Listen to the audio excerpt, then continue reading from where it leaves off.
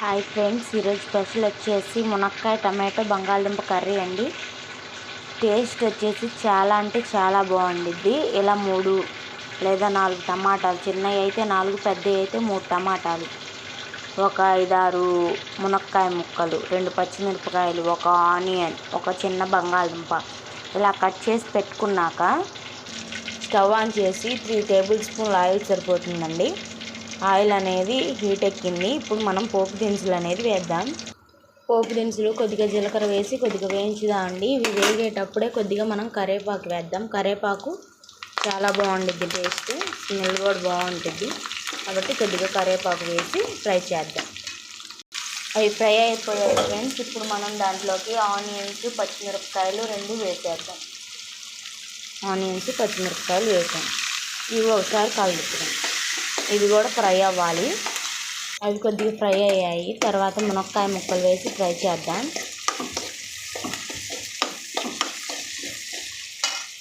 అవి కొద్దిగా ఫ్రై అయ్యాక పొటాటోస్ వేసి ఫ్రై చేద్దాం కొద్దిగా లైట్గా ఆయిల్లో. ఒకసారి ఇదిగో అలా కలుపుదామండి.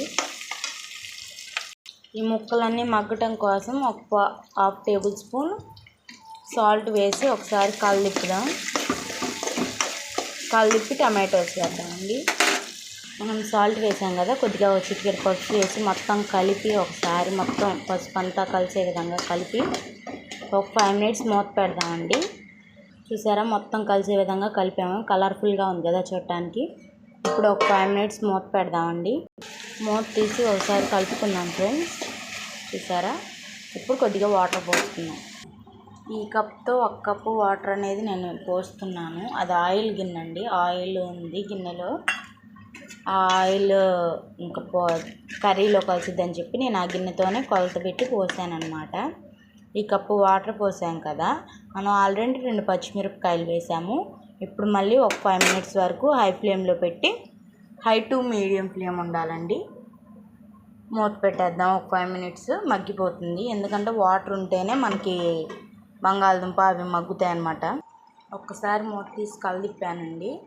ఒక 1/2 టేబుల్ స్పూన్ ధనియాల పొడి వేసాను. ఇప్పుడు దీన్ని మొత్తాన్ని కలిసే విధంగా కలిపి 2 మినిట్స్ వరకు మూత పెడదాం. 1 స్పూన్ కారం వేసి కలిపి ఆ కారం మగ్గే వరకు ఒక 1 మినిట్ ఉంటే సరిపోతుందండి కారం మగ్గటానికి. 1 మినిట్ వరకు మూత ఉంచి లాస్ట్లో ఒకసారి కలిపి ఇలా చిన్న గిన్నెలో తీసుకొని లైట్గా కొత్తిమీర చల్లుకుంటే కూర రెడీ అండి. ఎంతో టేస్టీ, ఎంతో సింపుల్గా చేసుకోవచ్చు. సూపర్ టేస్ట్ ఉండిద్ది. మీరు కూడా ఒకసారి ఇలా ట్రై చేయండి. టమాటో మునక్కాయ బంగాళదుంప కర్రీ అండి, సూపర్గా ఉండిద్ది. నా ఛానల్ కనుక మొదటిసారి చూస్తున్నట్లయితే లైక్ చేయండి, షేర్ చేయండి, సబ్స్క్రైబ్ చేయండి ఫ్రెండ్స్. Bye friends. రేపు మళ్ళీ వేరే వెరైటీతో మళ్ళీ కలుస్తాను.